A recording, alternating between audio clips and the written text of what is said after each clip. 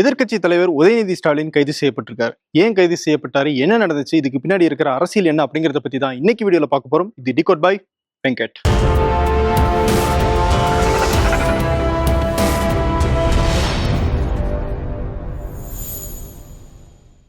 எதிர்க்கட்சி தலைவர் உதயநிதி ஸ்டாலின் ஆகஸ்ட் 3ஆம் தேதி, அதாவது நேத்து தஞ்சாவூர்ல ஒரு பொதுக்கூட்டத்தை நடத்தினார். எதுக்கு அந்த பொதுக்கூட்டம்? காவிரியில கர்நாடகா தண்ணி தரல, மேற்கேத்தாட்டுல அணை கட்ட போறேன் அப்படின்னு சொல்லி கர்நாடகா மூவ் பண்ணிக்கிட்டே இருக்காங்க. ஆனா தமிழ்நாடு அரசு அதுக்கேற்ற மாதிரி சரியான நடவடிக்கை எடுக்கல. காவிரி வறண்டு போய்கிட்டு இருக்கு, தண்ணியை கொண்டு வந்திருக்கணுமே, இந்நேரம் மேட்டூர் அணை வேற இன்னும் திறக்காம இருக்கு அப்படின்னு தமிழக அரசை கண்டிச்சு, முதல்வர் வாயவே திறக்க மாட்டாரு அப்படின்னு கண்டிச்சு அந்த போராட்டத்துல உதயநிதி ஸ்டாலின் பேசினார். அப்படி அவர் பேசும்போது ஒரு சர்ச்சைக்குள்ளான விஷயத்தையும் அவர் சேர்த்து பேசிட்டாரு. அதுதான் இப்ப அவருடைய கைதுக்கு முக்கியமான காரணம்.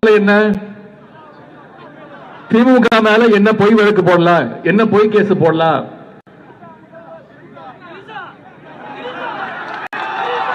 எங்க தண்ணி வருதோ இல்ல அங்க தண்ணி வரணும். காவிரி சொன்ன அவர் த்ரிஷா அப்படிங்கிற பேரு குறிப்பிட்டு நேரடியாக சொல்லல அப்படின்னாலும் அவர் த்ரிஷாவை மையப்படுத்தி விஜயை தொடர்பு படுத்தி தான் இந்த மாதிரியான கருத்தை சொல்றாரு அப்படிங்கிறது வெளியுலகத்துக்கு தெரிஞ்சது.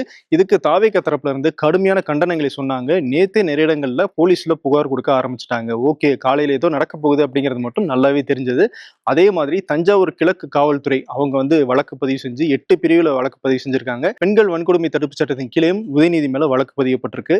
அந்த வழக்குல உதயநிதியை கைது செய்யறதுக்காக இன்னைக்கு காலையில 7 மணிக்கு நீலாங்கரையில இருக்கிற உதயநிதி ஸ்டாலினுடைய வீட்டுக்கு டிஎஸ்பி அழகேசன் அவர் தலைமையிலான போலீசார் போயிருக்காங்க. அங்க உதயநிதியை அரஸ்ட் பண்ண விடாம திமுகவினர் தடுத்து நிறுத்துறாங்க. அவருடைய வீடு இருக்கிற அந்த தெரு முழுக்க போலீஸ் நிரப்பப்படுது. கண்டிப்பா ஏதோ பிரச்சனை ஏற்படும் அப்படிங்கிற காரணத்துக்காக அந்த நேரத்துல மா சுப்பிரமணியன் முன்னாள் அமைச்சர் அவர் உதயநிதியுடைய வீட்டுக்கு வராரு. அவர் போலீசாரை தடுத்து நிறுத்துறாரு. இருங்க, எங்களுடைய வழக்கறிஞர்கள் வராங்க, அவர் குளிச்சுக்கிட்டு இருக்காரு, வழக்கறிஞர்கள் வரட்டும், வந்து பேசின உடனே நம்ம என்ன பண்றதுன்னு பாத்துக்கலாம் அப்படின்னு சொல்லி போலீசாரை தடுத்து நிறுத்தி வைக்கிறாங்க. உடனடியாக திமுகவினுடைய முக்கியமான தலைவர்கள் வந்துடுறாங்க. போலீஸை தடுத்து வச்சிருந்த அந்த கேப்ல திமுகவினுடைய வழக்கறிஞர்களும் நீலாங்கரை வீட்டுக்கு வராங்க. என்ஆர் இளங்கோ அவர் தான் திமுகவினுடைய முக்கியமான வழக்கறிஞர். அவர் வழக்கை பத்தி என்ன விஷயம் அப்படின்னு சொல்லி கேட்கிறாரு. உதயநிதி ஸ்டாலினும் அங்க இருக்காரு. திமுகவினுடைய முக்கியமான தலைவர்களும் வந்துடுறாங்க. துரைமுருகன் வந்துடுறாரு, மு.க. ஸ்டாலினுடைய மருமகன் சபரீசன் வந்துடுறாரு. இப்ப எல்லாருமே சேர்ந்து போலீஸோட வாக்குவாதம் ஈடுபடுறாங்க. என்ன அடிப்படையில் நீங்க கைது பண்றீங்க? சட்டம்னு ஒண்ணு இருக்கு, அவர் ஒரு எம்எல்ஏ, எதிர்க்கட்சி தலைவர், அதுக்குன்னு ஒரு நடைமுறை இருக்கு, அதையெல்லாம் பின்பற்றாம நீங்க வாட்டுக்கு அரெஸ்ட் பண்ண முடியாது அப்படின்னு வாக்குவாதத்தில் ஈடுபடுறாங்க.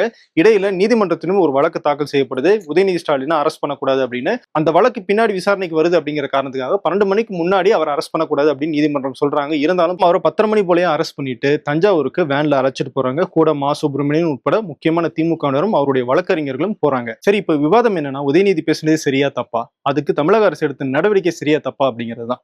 உதயநிதி பேசுனது தப்பு அப்படிங்கிறதுல எந்தவித மாற்று கருத்தும் கிடையாது. ஏன் அப்படின்னா, அது தப்பு இல்லை அப்படின்னா நம்மளால வெளிப்படையாக ஷேர் பண்ண முடியும். அவர் என்ன சொல்ல வராரு அப்படிங்கிற அந்த அர்த்தத்தை நம்மளால வெளியே சொல்ல முடியல அப்படின்னா அது சரியான கருத்து கிடையாது. அந்த வகையில நம்ம தெளிவாக இருக்கலாம்.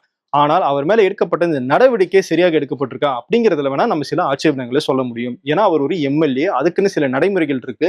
பொதுவா இந்த மாதிரியான குற்றங்கள் நடக்குது அப்படின்னா அதை காவல்துறை வழக்காக பதிவு செய்யணும், நீதிமன்றம் விசாரிக்கணும், நீதிமன்றம் ஒரு தீர்ப்பு கொடுத்ததுக்கு பிறகு அவங்களுக்கு தண்டனை கொடுக்கணும். எப்படிங்கிற அந்த ப்ரொசீஜர் இருக்கு இல்லையா, அது இங்க சரியாக பின்பற்றப்படல. உடனடியாக அவர் கைது செய்யப்படுறாரு. நிச்சயமாக இது பொலிட்டிக்கல் மோட்டிவோட கைது செய்யப்பட்டதுதான். ஏன் இதை நான் இப்படி சொல்றேன் அப்படின்னா, எலெக்ஷனுக்கு முன்னாடி பாஜகனுடைய தலைவர் நயினார் நாகேந்திரன் அவரு விஜய த்ரிஷா வீட்டுல இருந்து வெளியே வர சொல்லுங்க அப்படின்னு நேரடியாக ஒரு ஸ்டேட்மெண்ட் கொடுக்குறாரு. முதல்ல வீட்டுல இருந்து வெளியே வரணும், த்ரிஷா வீட்டுல இருந்து முதல்ல வெளியே வந்தா தான் முதல்ல எல்லாமே நடக்க முடியும். அந்த ஸ்டேட்மெண்ட்டுக்கு தாவிக தரப்புல இருந்து என்ன மாதிரியான ரெஸ்பான்ஸ் வந்துச்சு?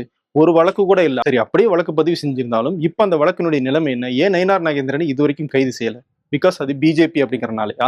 ஏன் இந்த பாகுபாடு அப்படிங்கிற அந்த இடத்துல இருந்துதான் உதயநிதியினுடைய இந்த அரெஸ்ட் ஒரு பொலிட்டிக்கலி மோட்டிவேட்டரான அரெஸ்டாக நமக்கு தெரியுது. தமிழக அரசுக்கு உதயநிதி ஸ்டாலின் மேல நடவடிக்கை எடுக்கணும் அப்படின்னு நினைச்சிருந்தாங்கன்னா அதை நீதிமன்றம் மூலமாக சட்டப்பூர்வமாக எடுத்திருக்கலாம். இந்த அரெஸ்டை பண்ண வேண்டிய நோக்கம் என்ன அப்படிங்கிற கேள்வி நமக்கு வருது. இன்னும் ஆக்கப்பூர்வமாக செய்யறதுக்கு நிறைய வேலைகள் இருக்கு. ஏன் அப்படி சொல்றேன்னா, இன்னைக்கு சட்டம் ஒழுங்கு பிரச்சனை தீவிரமடைஞ்சிருக்கு. பெண்களுக்கு முழுமையான பாதுகாப்பை காவல்துறை நினைச்சாலும் கொடுக்க முடியாத சிச்சுவேஷன். ஏன்னா அவ்வளவு தூரம் போலீஸ் பற்றாக்குறை இருக்கு, தொழில்நுட்ப பற்றாக்குறை இருக்கு. இதையெல்லாம் சரி செய்யறதுக்காக முழு மூச்சுல போலீஸ் போர்ஸை பயன்படுத்தி இருந்தாங்க அப்படின்னா அது பாராட்டுக்குரியது. ஆனா இப்ப உதயநிதி அரெஸ்ட் பண்ணிருக்காங்க. அதனுடைய விளைவாக திமுகவினர் தமிழ்நாடு முழுக்க போராட்டத்தில் ஈடுபட்டிருக்காங்க. அந்த போராட்டத்தை கட்டுப்படுத்துறதுல ஃபுல் போலீஸ் போர்ஸையும் இறக்கிருக்காங்க. இப்போ யாருடைய ரிசோர்சஸ் வேஸ்ட் ஆகுது? மக்களுடைய பாதுகாப்புக்கு இந்த ரிசோர்ஸை நம்ம பயன்படுத்திருக்கலாம். நீங்க நடவடிக்கை எடுக்கணும்னா அதை இந்த அளவுக்கு பரபரப்பாக்காம உண்மையாகவே ஒரு நடவடிக்கையாக எடுத்திருக்கலாம். அதுக்கான வாய்ப்புகளும் இருக்கும்போது எதுக்கு இதை இப்படி பண்றீங்க அப்படிங்கறதா நம்மளுடைய கேள்வியாக இருக்கு.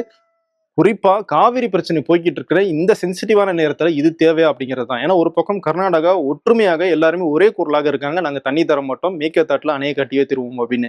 இந்த பக்கம் முதலமைச்சர் விஜய் நேரடியாக எந்த கருத்தையுமே சொல்லல. அனைத்து கட்சி கூட்டத்தை கூட்டுங்க அப்படின்னு சொல்லி எதிர்க்கட்சிகளும் சொல்றாங்க, அவங்களுடைய தோழமை கட்சிகளும் சொல்றாங்க. அதையும் அவர் செய்யல. அப்படி இருக்கும்போது எதிர்க்கட்சி தலைவரை குறிப்பா காவிரி பிரச்சனை பத்தி பேசும்போது அதுல சொன்ன ஒரு வார்த்தைக்காக அரசு பண்றது அப்படிங்கிறது அதை திசை திருப்பிடக்கூடாது அப்படிங்கிறதையும் நம்ம இந்த இடத்துல கவனிக்கணும். அதான் அன்புமணி ராமதாசும் சொல்றாரு, உதயநிதி பேசினது தப்பு, அதே மாதிரி அதுக்கு நடவடிக்கையாக தமிழக அரசு அவரை கைது செஞ்சதும் தப்பு அப்படின்னு. இன்னொரு பக்கம் தொடர்ந்து அரசியல்வாதிகள் இப்படி பேசுறதெல்லாம் நமக்கு பல கேள்விகளை எழுப்புது. நம்ம ஒரு நாகரிக சமூகமாக இருந்தமே, நாகரிக அரசியலை நோக்கி வந்துகிட்டு இருந்தோம். முன்னாடி ஒரு மாதிரி இருந்துச்சு, அதை திருத்தி சோசியல் மீடியா வந்ததுக்கு பிறகு அரசியல்வாதிகள் எல்லாம் பார்த்து பார்த்து பேசணும், மக்களுக்கு போய் சேர்ந்துரும் அப்படின்னு பயந்து பேசணும் அப்படிங்கிற ஒரு நிலைமையை உருவாக்கி கொண்டு வந்தோம்.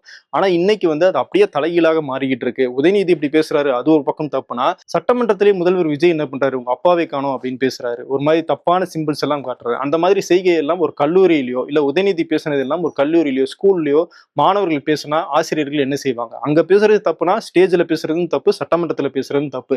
முதல்வர் விஜய் என்ன பண்றாரு? அந்த தில்லு இருக்கா, திராணி இருக்கா, ஒரு கிடையாது. இந்த கவர்ச்சியில மயங்கி மக்கள் நமக்கு ஓட்டு போட்டுட்டாங்களா? நான் என்ன சரி விடுங்க, நாங்க என்ன இங்க இப்படி பண்ணிக்கிட்டு இருக்கோமா அப்படின்னு ஒரு மாதிரியான செய்கையை எல்லாம் ஸ்டேஜ்ல காட்டுறாரு. உதயநிதி வாயில சொல்லிட்டாரு, அதை செய்கையால செஞ்சு காட்டினாரு விஜய். ரெண்டுத்துக்கும் பெரிய வேறுபாடு கிடையாது. இங்க பெண்களை அவமதிக்கிறாங்க அப்படிங்கிற அந்த பாயிண்ட் ஆஃப் வியூல பார்த்தோம்னா முதல்வர் விஜயனுடைய செய்கையும் தப்பு, உதயநிதி பேசுனதும் தப்பு. மக்களாகிய நம்ம என்ன பண்ணணும்? இந்த அரசியல் மாற்றம் நடந்ததுக்கு பிறகு, குறிப்பா தாவேகா ஆட்சிக்கு வந்ததுக்கு பிறகு குழந்தைகள் எல்லாம் சட்டமன்ற நிகழ்ச்சிகளை பாக்குறாங்க, அரசியல் என்ன நடக்குது அப்படிங்கறத கண்டினியூஸா வாட்ச் பண்றாங்க அப்படின்னு பெற்றோர்கள் நிறைய பேர் சொல்றதை நம்மளால பார்க்க முடியுது. அப்படி பாக்குற குழந்தைகளுக்கு என்ன மாதிரியான அரசியல்ல புகுத்தப்படுது? முதலமைச்சர் இப்படி செய்யற செயலையோ இல்ல உதயநிதி பேசுற இந்த மாதிரியான வார்த்தைகளையோ நாளைக்கு அதே குழந்தைகள் ஸ்கூல்லயோ காலேஜஸ்லயோ பெண்களை மதிக்காம பேசுறதுக்கான வாய்ப்பு ரொம்பவே அதிகமா இருக்கு. அப்போ ஒரு சமூகமாக நம்ம என்ன பண்ணணும்? நாகரீகமாக நம்மளுடைய அரசியலை மாத்திட்டு வரோம். முன்ன மாதிரி கிடையாது. இன்னைக்கு சோசியலி நம்ம ரொம்ப அவேரா இருக்கும். எதா இருந்தாலும் சோசியல் மீடியால ஈஸியாக கொண்டு போய் ரீச் பண்ண முடிஞ்சிருது. அப்படிப்பட்ட சொசைட்டில அரசியல்வாதிகள் எவ்வளவு தூரம் பொறுப்பாக பேசணும் அப்படிங்கறத அவங்க உணர்ந்து பேசணும். ஒரு விஷயம் சொல்லுவாங்க இல்லையா, be aware politicians, people are வாட்சிங் அப்படின்னு சொல்லிட்டு, அதை புரிஞ்சுட்டு இந்த அரசியல்வாதிகள் செயல்படணும். மக்களாகிய நம்மளால என்ன பண்ண முடியும்? இது தாவேகா பிரச்சனை, திமுக பிரச்சனை, பாஜக பிரச்சனை, அதிமுக பிரச்சனை அப்படின்னு தனிப்பட்ட அரசியலாக இதை பாக்குறதோட நிறுத்தக்கூடாது. அஃப்கோர்ஸ் உங்களுக்கு கண்டனம் இருக்கா, அதையும் நம்ம பதிவு பண்ணலாம். அதையும் தாண்டி எல்லா அரசியல்வாதிகளும் எல்லா அரசியல் கட்சிகளும் நாகரிகமான ஒரு அரசியலை நோக்கி, ஆக்கப்பூர்வமான அரசியலை நோக்கி போறாங்களா அப்படிங்கிறத நம்மளும் கண்காணிக்கணும், அவங்களுக்கு அழுத்தமும் கொடுக்கணும். அதுதான் நம்ம சைட்ல இருந்து நம்மளுடைய மக்களுக்காக, நம்மளுடைய பிள்ளைகளுக்காக நம்ம செய்யற ஒரு சேவையாக இருக்கும். ஓகே, இந்த வழக்கு தொடர்பான அடுத்தடுத்த அப்டேட்ஸ் என்ன அப்படிங்கறத பத்தியும் நம்ம டிகோட் பை வெங்கட் சேனல்ல தொடர்ந்து பார்க்கலாம். அடுத்த வீடியோல சந்திப்போம். நன்றி.